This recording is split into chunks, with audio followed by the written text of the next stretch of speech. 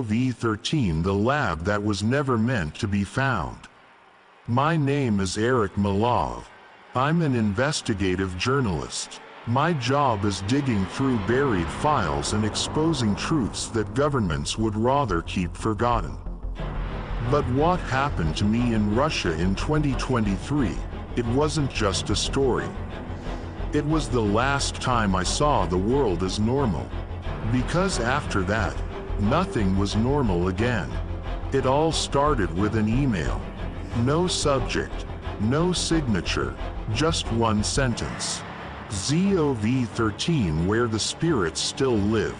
And a location. Somewhere near Komarichi, close to the Belarus border. A forested area not even marked on Google Maps. At the time, I was already in Moscow, chasing a completely different lead. But something about that message pulled me in. Like a cursed invitation. 2 days later, I rented a car and followed the coordinates. The GPS kept cutting out, and the roads were almost non-existent. The last village I passed through was eerily silent. An old man sitting by the road looked at me and said just one thing. That place, it's no longer Russia.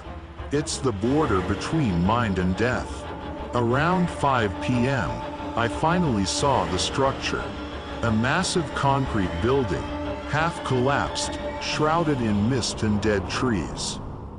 On the rusted steel doors, there was a faded Soviet emblem, and one number etched into the metal. ZOV-13. I took a deep breath and stepped inside. The air was thick with rust, mold, and something else. A sharp, metallic scent that somehow poked at the edges of my thoughts. It looked like an old nuclear bunker. Narrow corridors, locked rooms, loose wiring dangling from the walls. I followed my flashlight until I reached what looked like a control room. Everything was destroyed, except for one red light blinking slowly. An old tape recorder sat on the desk, with a cassette already loaded. I pressed play. A man's voice came through, heavily accented. Day 30. Subject 27 has shown severe cognitive instability after the injection. Claims he can hear the voices of the dead. Last night, he mutilated himself and wrote on the wall, "Mother's voice is coming back." We are continuing the experiment. Just then, a sharp noise echoed in the hallway. Metal falling. My heart jumped. I rushed to check, but the hall was empty, except for one fresh footprint in the dust. But it was only half a foot, like something incomplete had been walking there. I kept going, deeper, into the lower levels. The basement, a long corridor lined with steel doors. One of them was slightly open. Inside was a white room with walls covered in scratches. Someone had carved the same sentence over and over again, either with nails or a knife. It's still here. It knows everything. It's hungry. In the center of the room was a metal chair with leather straps. Above it, a two-way mirror. And behind that mirror, a shadow. I swear I saw something move. I backed up fast and knocked something over, a second tape. This one had no voices, just static. And then, near the end, a woman whispering, "You're not yours anymore." I was breathing hard. I wanted to leave, but the hallway was darker now. I felt a presence behind me. Not a sound, not a movement, just this pressure on my brain. Like something else had taken control of my thoughts. I ran. Every hallway looked the same. The doors were all shut, and behind some of them, I could hear laughter, screams, chains rattling, and one low male voice repeating, "You are now one of the experiments." I don't know how, but I made it out.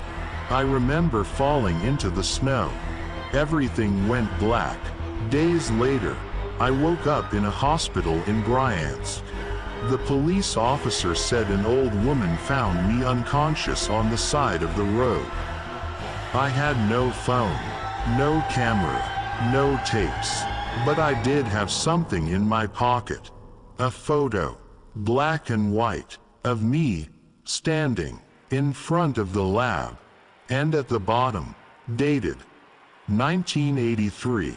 Since that day, the nightmares haven't stopped. I hear voices at night.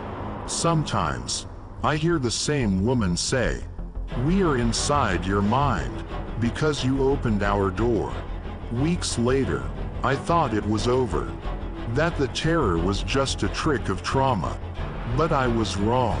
One night, at exactly 3:13 a.m., my front door opened by itself. The chain lock was still on, from the inside. There were no signs of a break-in. The door just opened. At that moment, my laptop turned on its own. A window popped up, a video file, session_28.mp 4 inches. I played it. It was security footage, from inside ZOV-13. And I was in it, standing in the same white room. But behind me, another man stood in a lab coat.